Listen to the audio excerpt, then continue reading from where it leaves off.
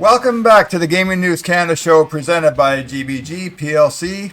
I'm your host, Steve McAllister, back from a 2-week hiatus and wishing all of our viewers and listeners health, happiness, and peace in 2025. And boy, we could use all three of those things.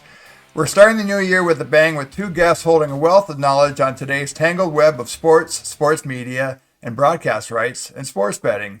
You need to look no further than the holiday season with the first ever NFL regular season game on Netflix during Christmas Day, and that served as a catalyst for the streaming channel's biggest Christmas Day ever. The NBA also enjoyed year-over-year viewership ratings for its Christmas Day slate of games, and the Milwaukee Brewers announced on New Year's Eve that FanDuel Sports Network will broadcast the MLB team's games in 2025.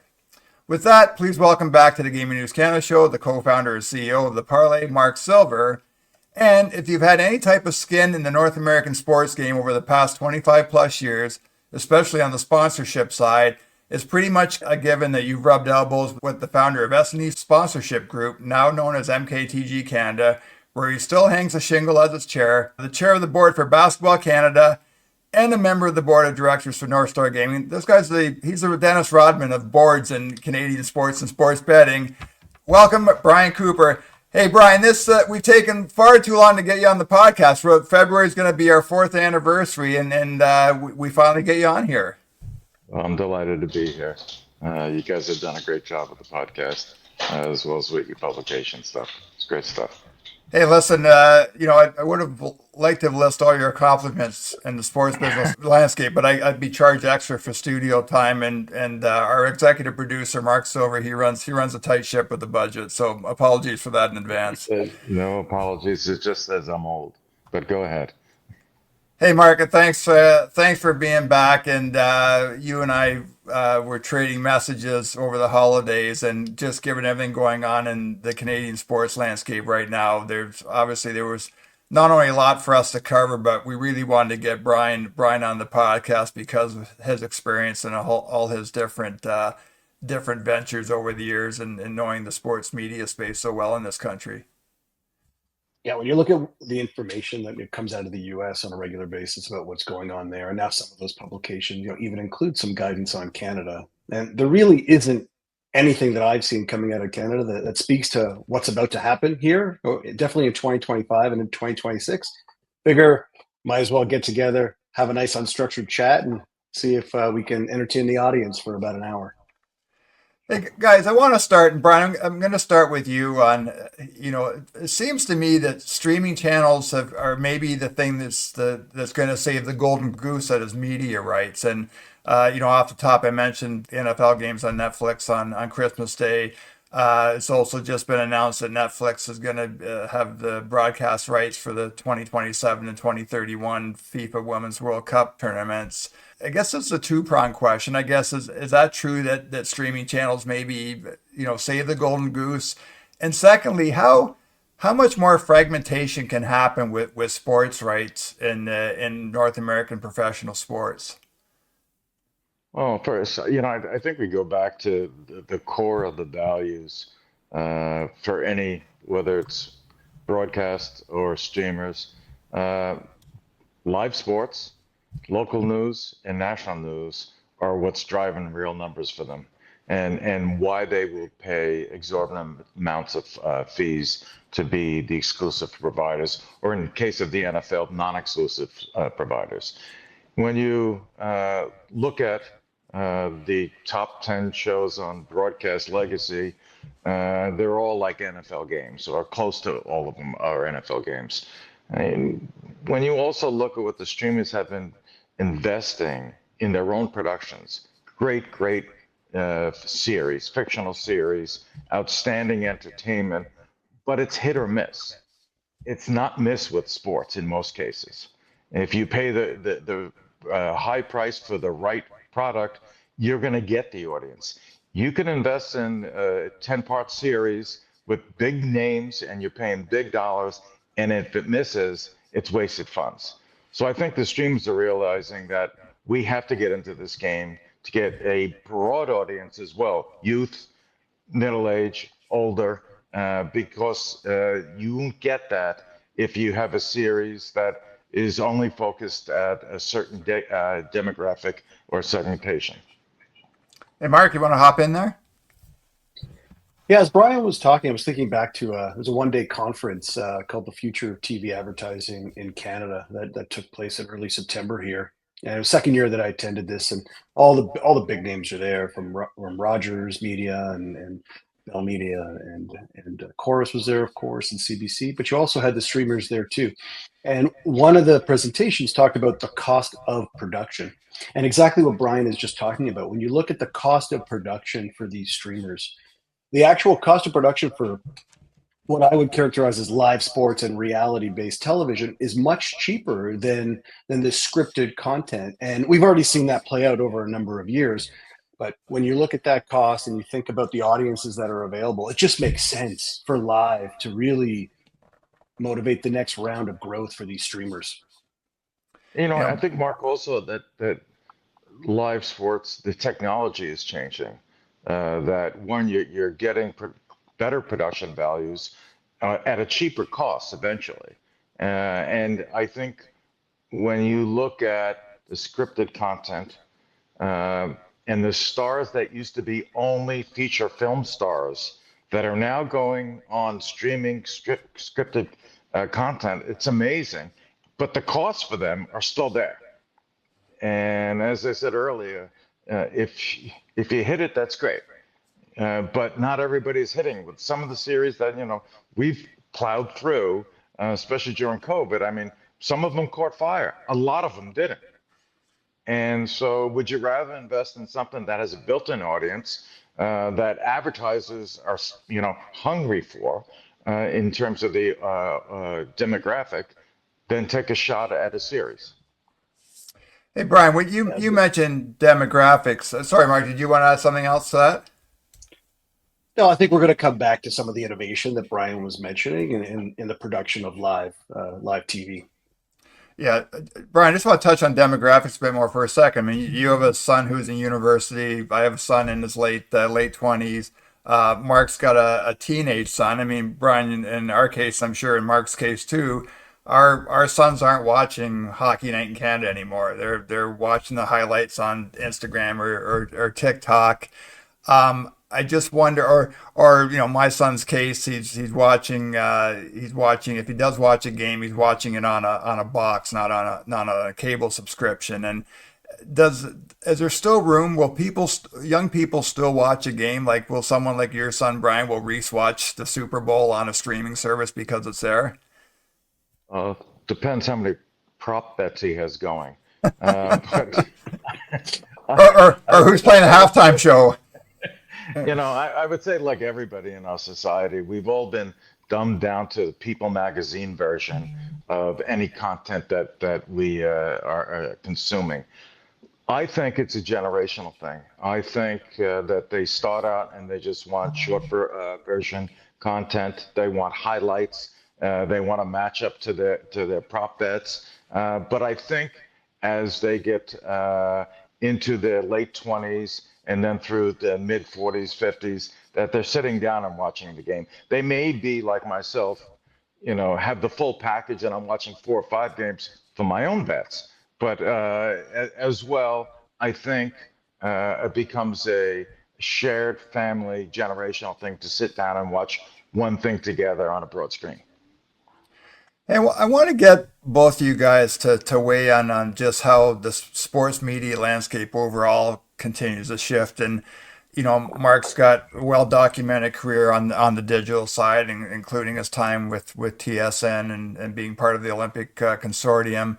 Brian, as someone who's been a sports business geek, pretty much going back to my days where I joined the NHLPA in the mid '90s and had to start learning and appreciating sports business. I mean, you were one of the guys involved in the Business of Sport show with Bob McCowan, and I want to talk about podcasts and also kind of pay tribute to Bob's career in this segment as well. But Mark, how do you see the sports media landscape continue to shift in 2025? I mean, there's a feeling that sports talk radio is in its last days, and we see what's gone on with the written word, especially with newspapers. I mean, what things are you looking for in 2025? Like Brian was mentioning a little bit about short form consumption, of kids that are a little older than the kids I have in my house. But I think when you look at what I see as consumption around me, it's two things. So one is there's no replacing like exceptional play in the field of play, whatever that is, and whatever sport it is. It doesn't have to be a specific sport, even speaking as a Canadian and with obviously the built-in love of hockey. But it could be any sport. These kids are searching out interesting things to entertain themselves. Now, TikTok, whether it exists in 2025 or not, we'll let our various governments around North America figure that out. But TikTok has been a great deliverer of that content. The other thing is they're actually following creators, and these creators are not necessarily, well, current or former professional athletes. And this, my son he plays hockey, and he really loves a lot of the hockey content that comes out of these creators. That is just sensational stuff. Yes, much of it skews toward sensationalizing violence related to some of these pranks from TikTok. But I think when I want to compare like what's happening right now in my life to what we see on social media. So we have my daughter, she's 19, and her and three of her friends. They're on their way to Ottawa. They're going to hit the 416 very soon. They're going to go see the World Juniors game today, Canada. They don't have a ticket. They are just going. When they get close, they'll wait to see what the price is on StubHub. Like, these are kids just seeking real, authentic, live experiences to get together and celebrate. Yes, of course, there's an opportunity to have fun because they're of age and they can go down to the Byward Market after the game and it's a hoot and they're on their winter break. But these are the sorts of things, this authenticity and experiences that are really driving these kids. And of course, we all know it doesn't necessarily mean they're watching the long form game, in a lean back experience. We do know this lean in experience on a mobile device is really not where the viewership is at, even though it's all very accessible to people wherever they are and whatever time they want to access the content. Brian? Well, look, I think Mark hit it on the nail on the head about experiences. I mean, it's not just in sport either. You look at what Rapinoe's done with Live Nation, the price of tickets going on, the number of shows around the world, bands from the 70s commanding a couple $1,000s a ticket. Everyone wants live, and including in sport, obviously. And a lot of that, I think, has to do with one, you want to say you're there, the social media, everyone's taking a selfie and sending it out to their friends that, I'm living a better life than you. Look where I'm at. But two, I also think whether it's any other form of entertainment, the theater, the movies, in sport, you don't know the ending. You're going to go to pay a good buck on any other form of entertainment. You know that there's not going to be a world record set, a tragic situation that unfortunately happens sometimes in sport. It is the unpredictable nature. It's the original reality show.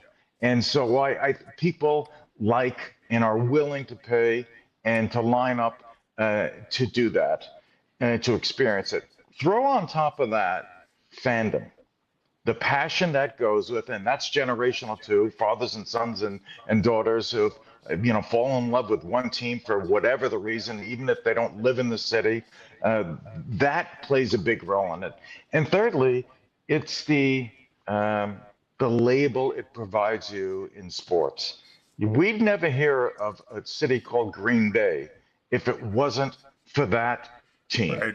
Yeah. And the people out there, the Saskatchewan Roughriders, there is no label other than that for them. And so when they had hosting a game on a Saturday and they're wearing watermelons on their head, this is their label. And so you add those three things together, the experience and the social aspect to it, it drives it.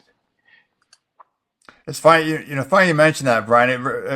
It takes me back to when I was at the NHLPA in 1994 during the lockout. I'd go back to my small town in Eastern Ontario to play hockey with my buddies at Christmas, and they'd be grousing about ticket prices. And back then, 1994, like, how much higher can ticket prices go?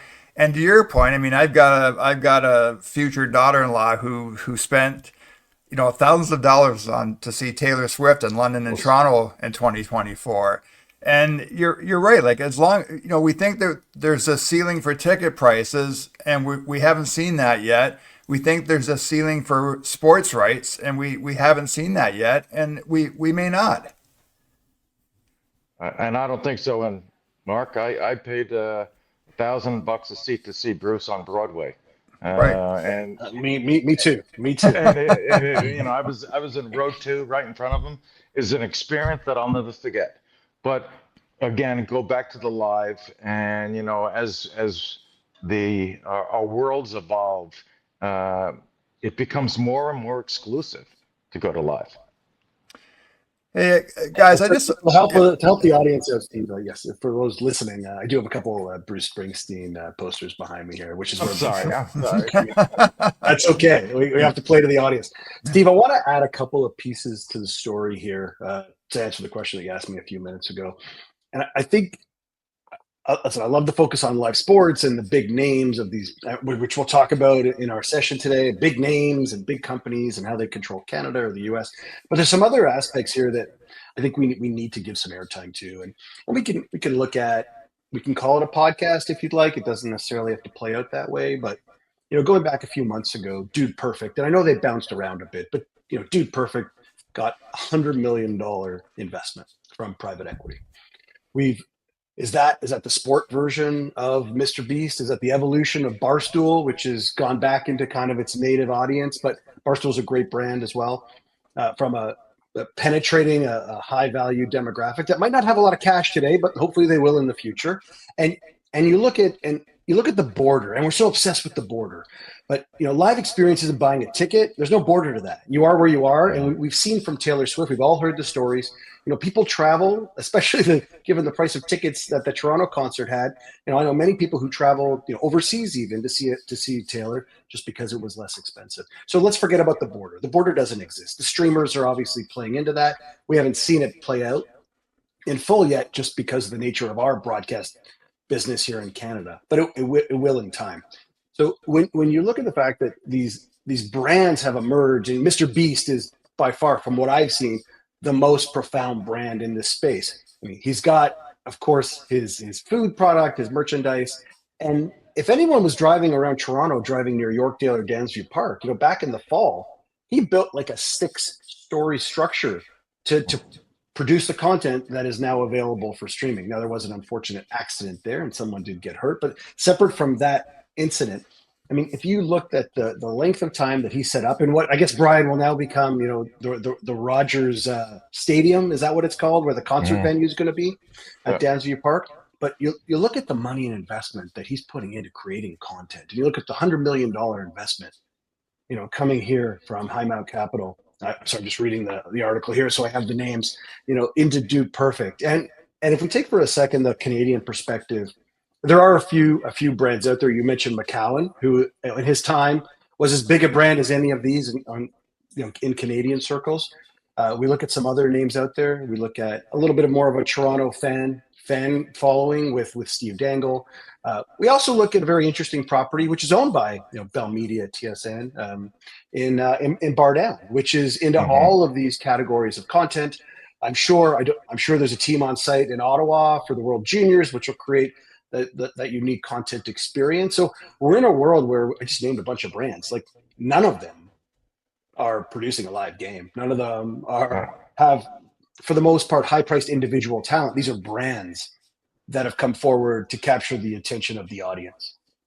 Yeah, and I would put in, I think 32 Thoughts with Elliot Friedman has become a brand unto itself. And the Nation Network and Better Collective made an investment and a commitment to Jeff Merrick when Jeff left Sportsnet, and they're promoting the hell out of Merrick right now. He's in Ottawa at the World Junior Tournament and very active on social media. I guess 2 questions for you, Brian. Just your thoughts on this emergence of podcasts and what it does it mean the end of sports talk radio? And then you're someone who's not just someone who's appeared on Bob McCowan's show over the year. You're a very good friend of Bob's and just Bob's legacy in the sports conversation in this country. First of all, I don't think it's the end of sports talk radio. I think this is complementary, and actually is much more targeted audiences, specifically like a Spit and Chicklets as well is another one Right. where it is not as formal. It is definitely much more.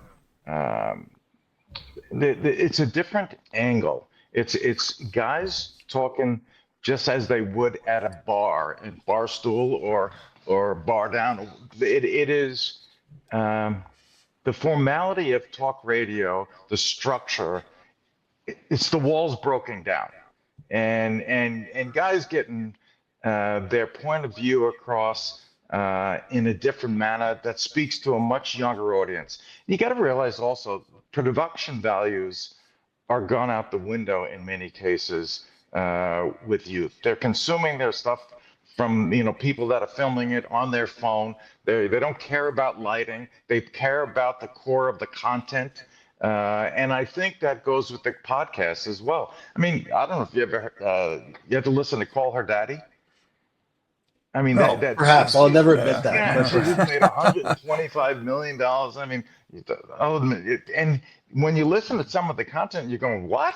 Like you can't believe it. But she's got a massive following. She has, everyone from Kamala Harris went on to the show to Right. porn stars. Right. And Spit and Chicklets is the same thing. They have a great audience, and I think. That dropping of the bar of production values and crossing the line in terms of how you present content appeals to a much younger audience, and that's where they're getting their numbers. I could be wrong. I'm old. Well, I mean, it depends on the type of content. I'll say, listen, we were traveling for a few days there as a family, so I got a chance to sit next to my wife on an airplane and see how she's consuming content. And I mean, it's not on TikTok; she's on Instagram. But like you just said, Brian, and the production value, a lot of the content she's experiencing with a range of topics. By the way, sports is none of it, but Mhm. the production value and the concept of a green screen behind a person speaking, like it's fine. It comes back to like, am I being entertained? Am I being informed? Is it worthwhile for me not to swipe to the next piece of content? These are the Right. basic parameters of, am I interested? But I think that's at the core of podcast compared to talk radio.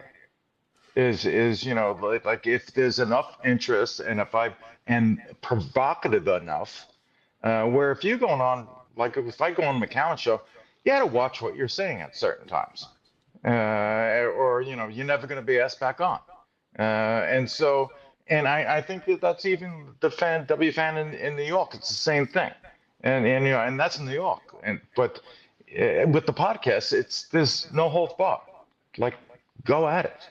And even for the people that don't like what they're saying and go online against them, they go right back at them. Hey, Brian. Is there, Steve? I'm gonna Yeah, go ahead. steal you, as I always do. I mean, I'm gonna steal a couple elements of the host duties from you in this moment, and it's kind of a two-part question. So one is, is regulatory and operating under a license, is this part of the consideration and meeting a standard? And the second part, which I think goes part and parcel, but you'll validate, is there just a difference between filling, linear time and creating interesting content? Well, I think creating interesting content is easier than filling time. I absolutely think it is because and because one, there is no regulations and there are no restrictions, so you can be all over the place with pick a subject and get 17 different versions of your view on it. I don't think that happens on talk radio, sport talk radio anyway. And it certainly didn't happen with McCowan. Look, I give Bob a lot of credit.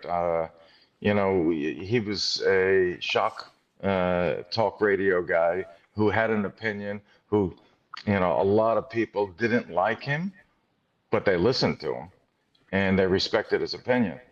And I think when you see some of the podcasts now, they're a later version of that without the regulations. I just wonder if there's anyone in Canada right now, Brian, who is filling what Bob did in terms of covering the big story. Like if there was a big story in the sports world, you turn on your radio when you got in the car at 4 o'clock or 5 o'clock on a Tuesday afternoon because you knew McCown was gonna be all over that big story. And I'm not sure there's anybody out there doing that now. And I would say that that also moves into newspapers as well, where in its heyday, I mean, when I was at the Globe and Mail in the 2000s, I had a staff of 30 people. If there was the big sports story of the day, Brunt was going to write about it. The beat writers were, if it was a hockey story, Eric DeHatchick was going to write about it, and you were going to have reporting from a Dave Schultz. And I don't, how much has that changed? And is there anybody who you see filling that void that Bob McCown leaves? Well, I think part of the problem is that legacy media has been gutted of their talent budget. And so what you have is a lot of people that are willing to fill the spot, but don't have the experience nor the maturity or confidence to really just give a hard opinion on something. I could be wrong on that, but I don't see anyone out there that look this. And don't get me wrong, there's a lot of great broadcasters out there, especially in hockey and in basketball as well. But no one's stepping over the line. No one's taking a chance, especially in a country that has very few large broadcasters or media owners. Yep. Yeah, and I mean, Mark, that's a topic you and I we've talked, debated, argued ad nauseum as long as, especially the last 4 years since we started the parlay. But yeah, I think Brian, you've hit the nail on the head. There's not that group of journalists that there once was, and it's real easy for people to have an opinion now because the social media channels are out there that there weren't 20 years ago when I guess I was in the prime or whatever the prime was in my career as a sports journalist. But it's a different landscape. But you're right. I mean, the media business hasn't done itself any favors by trimming, more than trimming, cutting staff. It's not only trimming, Steve. It's like, it was like when City TV, first you were on air talent, then you were on air talent holding a camera into a mirror, and then you were editing everything yourself as well. And right now there's always some younger person that's willing to step up to be in front of the camera. So you never had someone that was with the paper or the radio station or the broadcaster for 20 years. I mean, Ron McLean may be it, and some of the guys around the table there, but they get rid of the talent pretty quick. Yep. Hey, Mark, I want to give you a chance to this because, like I said, it's something that we've talked about lots. Yeah, there's a couple of themes here that I'll revisit for the sake of the audience. So one is, back when, I guess, Steve, it's like 4+ years ago when we first started chatting about what became really Gaming News Canada at the beginning. Like, there was just an absence of competition in Canada. It's a very Canadian thing, right? Not competitive. And when we looked at since the repeal of PASPA in the U.S. and then the initial rise of the media and betting kind of marriage, the first version anyway, which really played out, if I remember correctly, in about 2020. When you saw the likes of ESPN and NBC doing deals, we saw that even though the bill for what became, I guess, C-218, Steve, that wasn't even tabled yet. It was still just conversation. Right. But we saw that if and when betting became a licensed regulated market, like of course it has these years later, there weren't enough players in the sports media space to satisfy all of the demands of the gaming market. We didn't know 50+ gaming operators were going to come to town, which is crazy. But even just a few operators, we thought it wasn't going to be that way. And guess what? All these years later, I mean, we were exactly right. And I will single out really one company that I think is gone down a path, and it's not an easy path, as we all know in the kind of the digital content space. But the launch of Playmaker Capital, which eventually became Better Collective Assets, and Better Collective made a series of acquisitions over the years from the Action Network to what I forget the name of the site. Steve, you probably remember. It was kind of like sportsbettingcanada.ca, some generic URL that they paid like $30 million for, if I have my facts straight. Right. Then this acquisition of this massive asset that Playmaker Capital built up for hundreds of millions of dollars. And without that investment, I mean, I don't think you see Merrick having a home, or many other former players or broadcasters who have a place to continue to apply their trade. I will say, for those following the financial markets, the acquisition of Playmaker Capital was very much focused on the Latin American market. And if anyone is paying attention to the current state of the kind of North American, South American betting landscape, it is really the South American market, which is the growth opportunity. Many major operators have left the United States. We haven't seen that mass exodus from Canada yet, though a few have left and a few are hanging on by a very thin thread. But kind of that's my take on the market today. Is really no different than the market it was 4 years ago, Steve. The sad part, which Brian has mentioned, is that so many good journalists and good broadcasters are now just doing other things, because what we found is it's just not sustainable to hire these people for, well, what is quickly an audience of 40 million people, but how many of those 40 million are really an audience that we're looking for in the sports media industry? It's probably sub 20 million at this point. Hey, gaming news guys! Are you ready to win a bigger share of Canada's rapidly expanding gaming market? Then GBG are ready to help. As the global leaders in identity verification, GBG partner with over 60% of iGaming Ontario brands to help them onboard more players, maximize match rates, and deliver FinTrack compliance. Visit gbgplc.com today and talk to the trust experts. Hey guys, last question on the media/content topic, and that relates to the sports betting operators' investment in this. And I mentioned FanDuel Sports Network at the top of the show, and we know Brian, the relationship. FanDuel's invested a lot of money with TSN and is very prominent in TSN's coverage of the NFL and hockey and other sports now. Mark actually sent me a story before we got in the studio today about a court case going on right now between the MLB Players Incorporated and DraftKings and Bet365, and the Players Union, or MLB Players Inc. making the case that DraftKings and Bet365 aren't media companies, but are acting like media companies.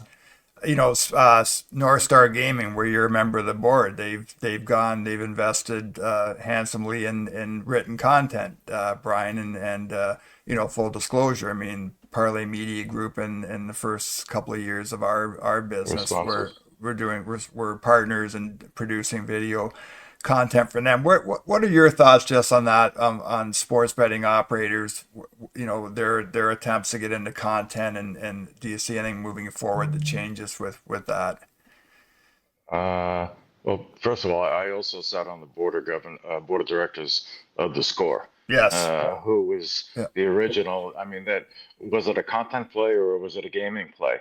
And it started out as a content play that became the gaming play, and that was the difference, was they were providing the content as much as the gaming as well, until Penn bought them up, and Penn saw that. And that was a well-run company. Levy's did a tremendous job on that, on both sides of that.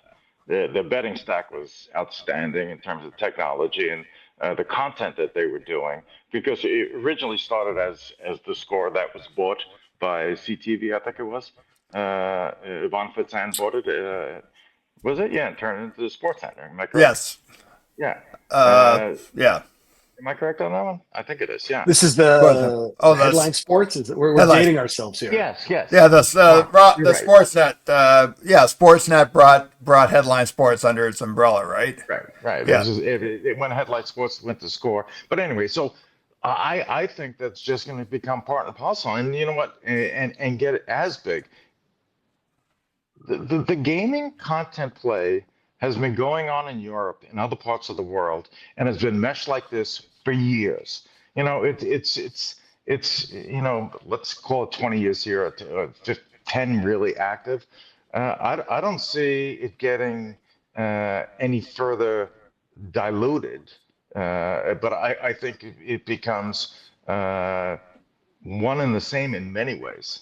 And you're seeing that now. I mean, the commercial break or the intermission breaks are all not only branded, but they're talking about your odds Yeah, as Mark. well as the play in the field.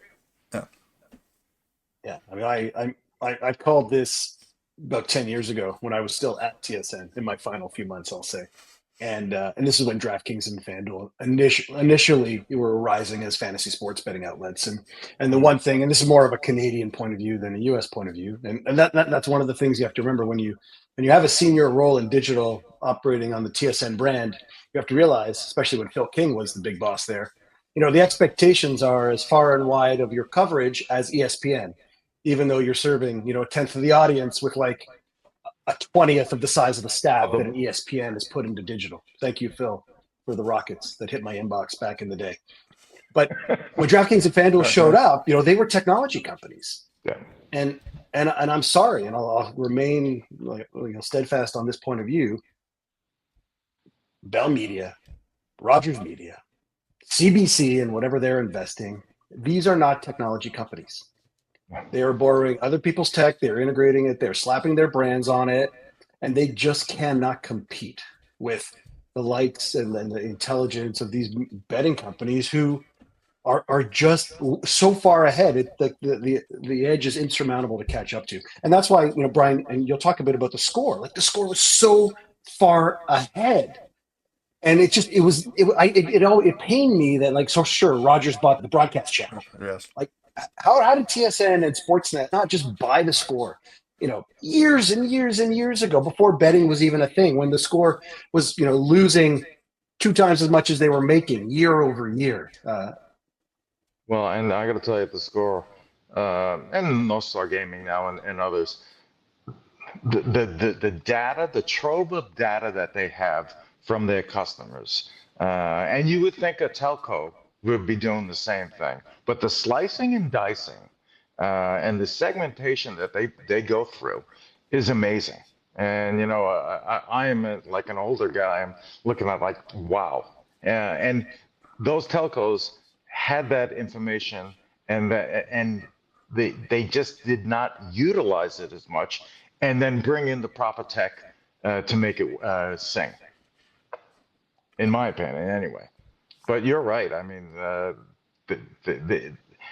they engage at a deeper level on a more frequent basis and in almost a conversation type way that the telcos haven't. Yeah, I mean, it still makes me smile thinking, people were making fun of John Levy when he held on to the digital assets of the score when that sale happened, and as Brian, you and I have talked about this on the golf course, but Mark, you and I have talked about this on WhatsApp and over the phone. But I mean, John Levy he's a very, very smart man. John is a genius and a really good person too. Yeah, absolutely. And Benji, like all of them, they're all Aubrey, Benji. They've done very, very well. Hey, I want to spend a few minutes with you guys. We don't have a lot of time left, but on the MLSE and the Rogers news from towards the end of the year, with Rogers taking on a greater percentage of the ownership at MLSE. And Mark, I know both you and Brian have good friends in high places at MLSE. And Mark, I don't know how much you can or want to talk about that, but I guess I'll just start. Like, what, will we see tangible things evolve from Rogers having a greater ownership stake in 2025? I don't even know who goes first here. I mean, you go ahead, Mark. Go ahead. I'm gonna let Brian hit cleanup here. I'm not sure what I'm gonna say. No, I'm kidding. I have some very well formed opinions on this. Listen, I'm very excited. Sorry, as a Toronto sports fan, as someone who buys tickets to go to these various games, who consumes them alone, not necessarily with his children on a 10-foot linear experience. I'm very excited because I think Toronto is a great city, one of the greatest cities in the world, and I think that just because of the nature of the distribution of rights and really the telco world, we've had to go through a bunch of hoops to figure out what channel the content is on, who the broadcaster is, depending on like who's the talent that we're listening to, depending on what channel it's on. I mean, it's and I know that's just the norm right now as the whole industry worldwide kind of sorts itself out. But when I look at other cities, other great cities, I look at the LA market, I look at the New York market, and I just see what's going on there and the convergence of team ownership and venue ownership and entertainment and real estate and development and MLSE. And forget about before this deal went through, MLSE achieved so much of that. And this dates back many, many years. As Brian will talk about his history with the club as well. Not to mention all the sponsorship work that you've done in and around the club.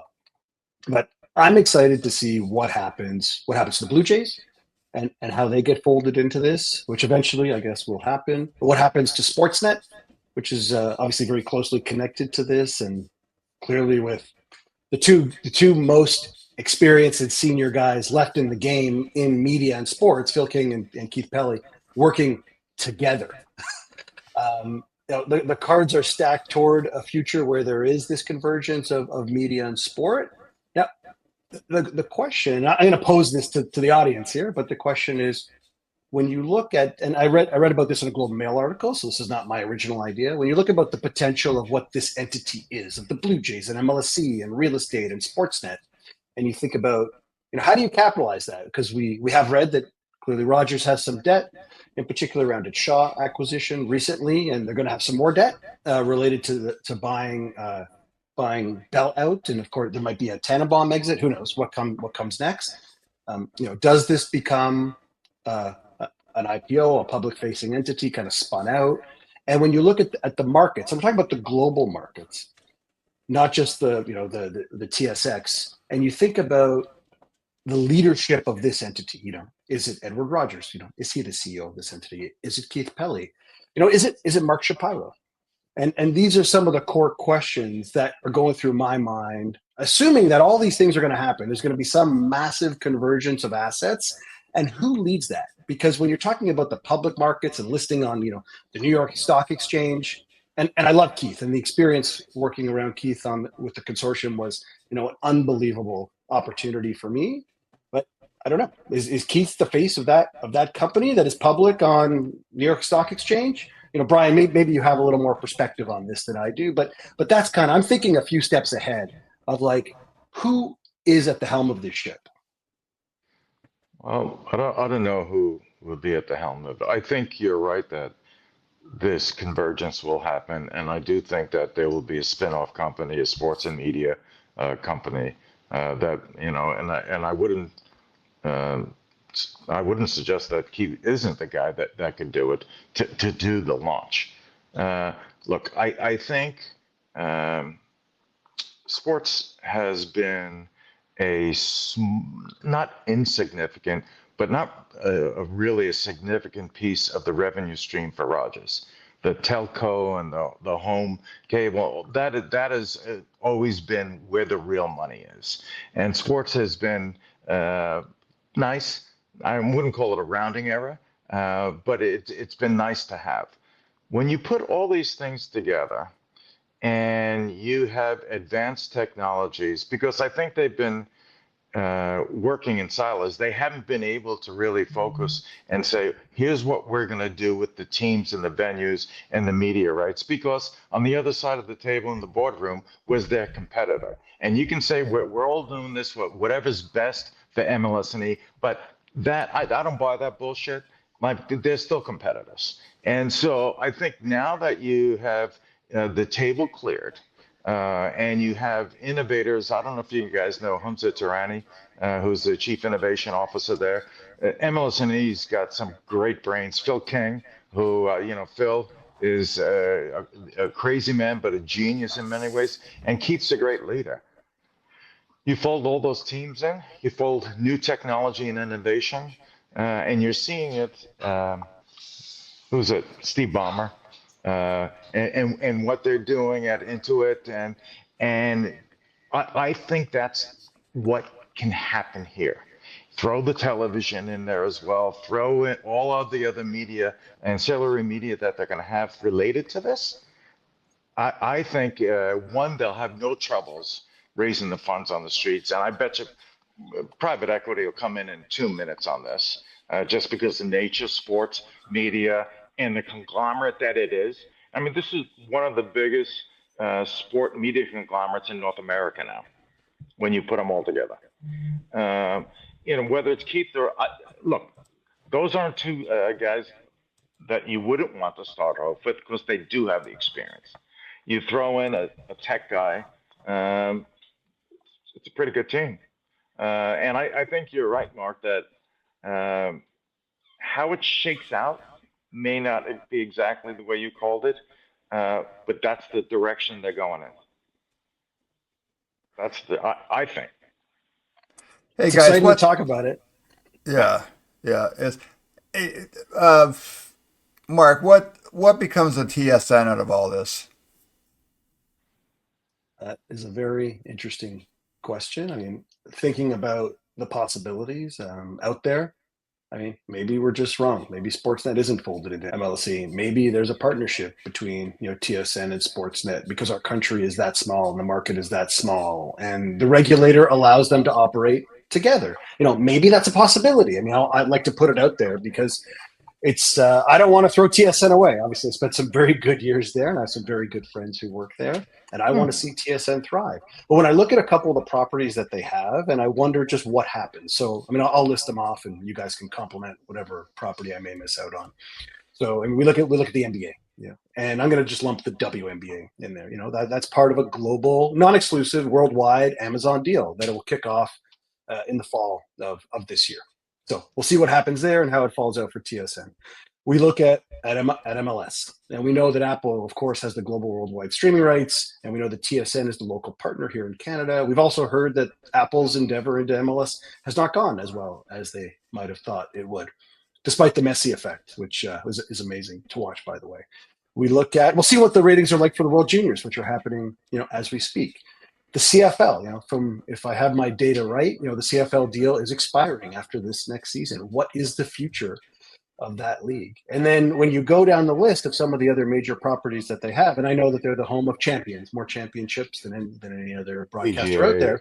Tennis. But a lot of those deals are tied into ESPN and ESPN ownership that floats north of the border. And let's face it, I don't want to make this about future Canadian government, but we do know what the Conservatives have said about the CBC. We do know that it's hard to touch the CBC, if I have this right, without looking at the CRTC and the licensing model. So there's a few pieces in there that perhaps there's a change at the regulatory level that allows ESPN to take a bigger stake in Canada. And thinking of my time back at TSN, going back to 2012, 2013, when I first started there, and I got a chance to go down to ESPN in New York and to go to Bristol and to just be in awe of what they built down there. And I came back and I said, why are we building anything here in Canada from a digital point of view? Why don't we use their apps, their fantasy apps, their website, their content team? Why are we trying to repeat it? We're never going to achieve that level of quality, the breadth and depth of coverage. And of course, we know the answer was, well, that's just not how it's going to play out. But these are the kind of things that I'm thinking about, how TSN in the right regulatory environment could really thrive and be much stronger than Sportsnet is today. But they can't do it on their own. Brian? I agree. Look, I think when they did this sale to Rogers, and I forget what they were investing into the U.S., a major amount of funds were going.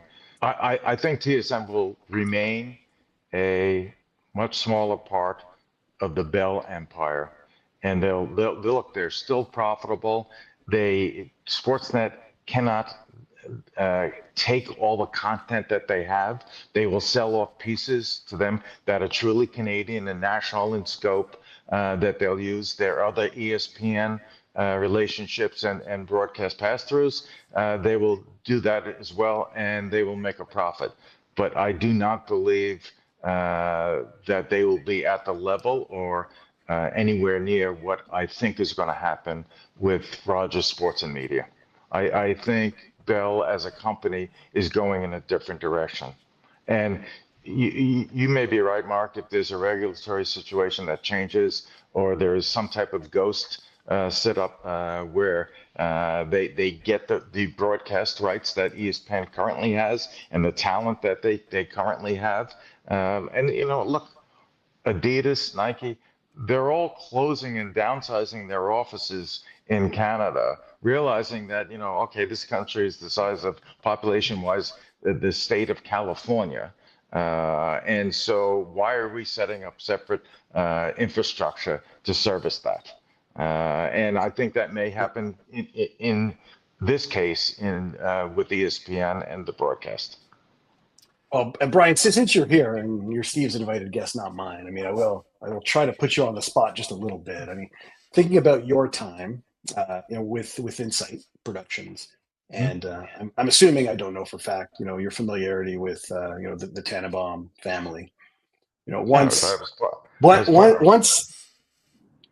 Once the MLSE ownership structure shakes out and the Tannenbaums get an additional, I don't know the number, $4 or $5 billion, and I don't know if it's Larry or maybe his son or son-in-law, who knows, is there unfinished business there to, join forces with Bell, take on Edward? I mean, we've only heard rumors about the dysfunction of the MLSE board as it has been.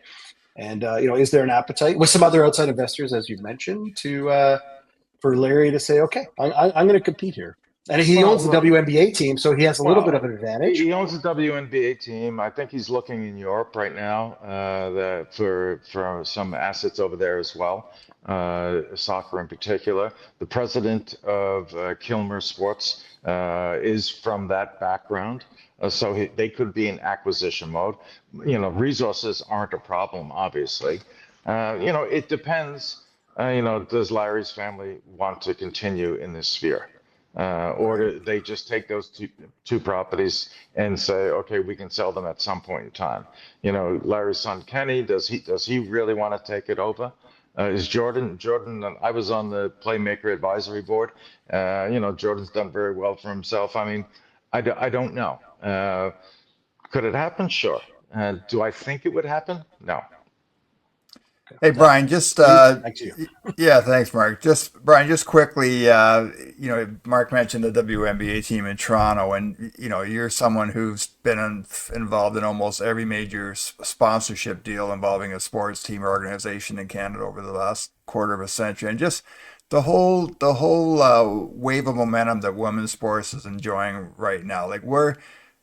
Why now? Why has it happened now with the PWHL and WNBA team coming to Toronto? The impact that Caitlin Clark's had on the WNBA. Why now? I don't have the answer to that. See, first I can tell you the quality of play in all of those sports have risen over the years. And whether it's NCAA women's basketball or it's the PWHL and the WNBA, I mean, why now? It's 25 years of them losing money on half the teams to finally seed the marketplace that another generation is coming over. And there's been an empowerment of young girls and women saying, it's our turn. The quality of play is even better. And I think the thirst for new content to reach a market that controls most of the purchasing power in every household. And so, why not? And, if not now, when? Look, I think WNBA is going to, I watch WNBA a lot myself, but it will do tremendously well here. They'll sell out that, and then, it's in the Coca-Cola Center, so I think it's going to be relatively easy to sell out. I think I know the sponsors are, obviously looking for the demographic, want to be the first ones in there. They're charging a tremendous amount of money, looking for the founding group. Read founding is more expensive paid, but they will do that. And they'll probably get 5 at a very significant sum and then fill in the rest. I don't think it's going to be a problem. And I think, some women's leagues in some sports will fail. But again, WNBA, 25 years in the making.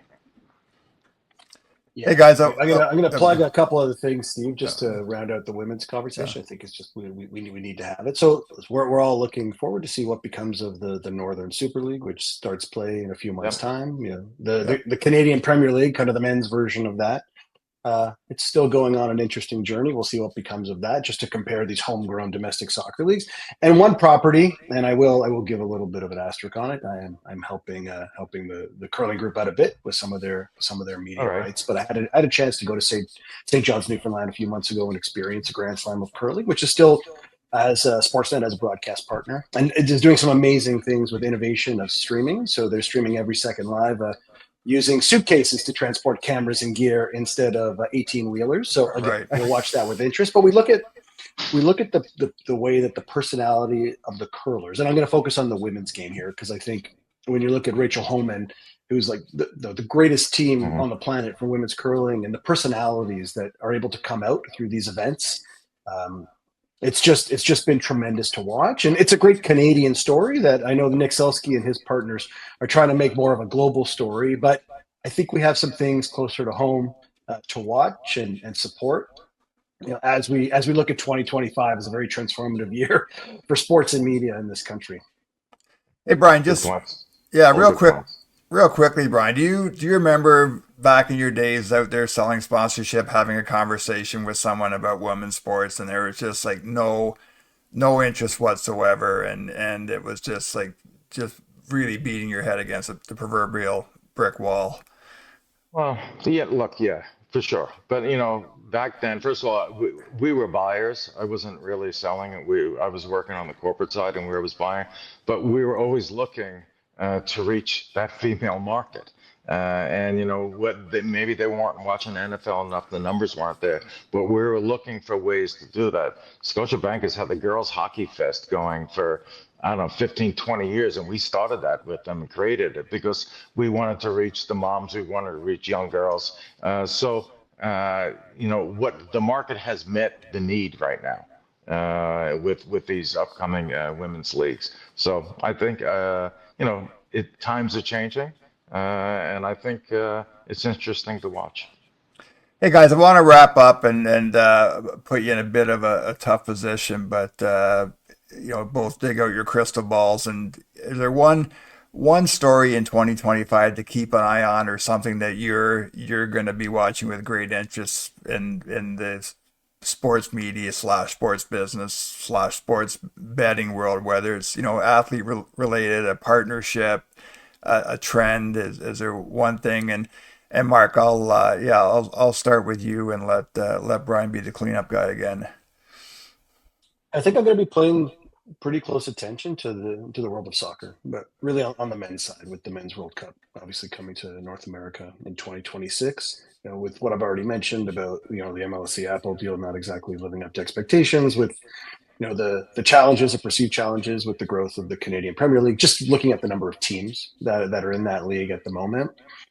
Looking at the leadership of Canada Soccer and how much of that legacy leadership has moved on to work on the games itself, and they have new executives in there at Canada Soccer. Plus this disconnect between the players and the federation.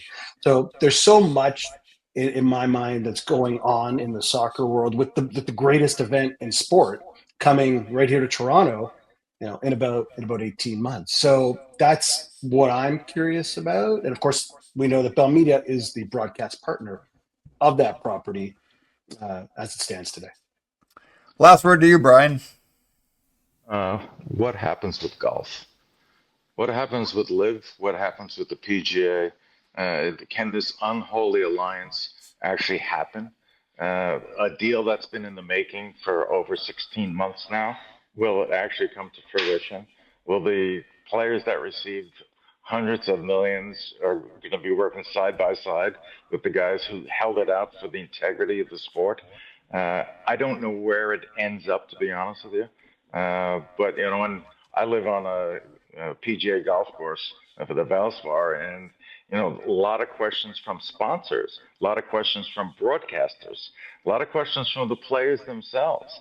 So it is a story that whatever the ending is going to be, it will change the face of the game for a long time going forward. That's great stuff, guys. Brian Cooper is the chair of MKTG Canada. Hey, Brian, also want to just congratulate you. We had a chance to talk about it last summer, but the work that you've done as chair of the board at Canada Basketball, I mean, Well, thank you very much. Just the growth there and an organization that is, a leader now among national sports bodies in this country, thanks in large part to your leadership. So, and just really great getting on here finally. And the check's not in the mail. I'll deliver it in person when you get back up to the Great White North in the spring. Guys, it was great to chat with you both. Mark, good to see you. It's been a long time. Steve, Yeah, I'll thanks, see you on Brian. the golf course. Yeah, Mark Silver, the co-founder of the Pelley. Mark, always great to have you on, and just a great way to start the new year. That's it for this episode of the Gaming News Canada show presented by GBG PLC. As always, you can find us on Substack at gamingnewscanada.ca and on the various podcast platforms. Again, we're grateful to Brian Cooper and Mark Silver for their time this week, and we will see everybody again very soon.